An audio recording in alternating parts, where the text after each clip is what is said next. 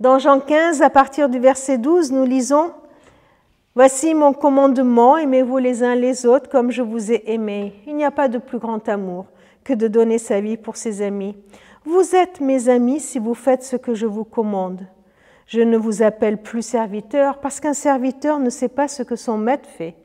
Je vous appelle mes amis parce que je vous ai fait connaître tout ce que j'ai appris de mon Père. Ce n'est pas vous qui m'avez choisi, mais c'est moi qui vous ai choisi.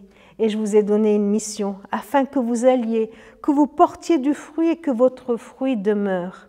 Alors le Père vous donnera tout ce que vous lui demanderez en mon nom. Ce que je vous commande, c'est de vous aimer les uns les autres.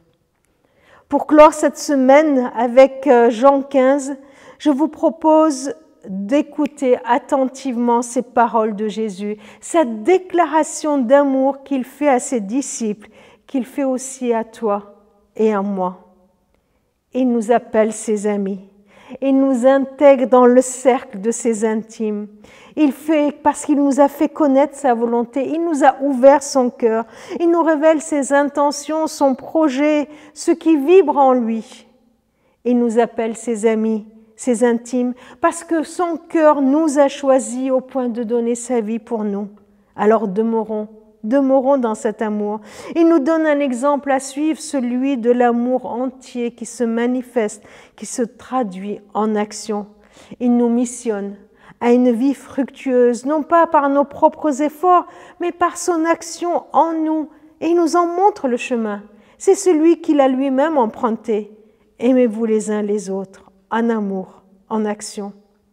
Alors voilà la journée qui est devant nous. Voilà l'état où on se trouve.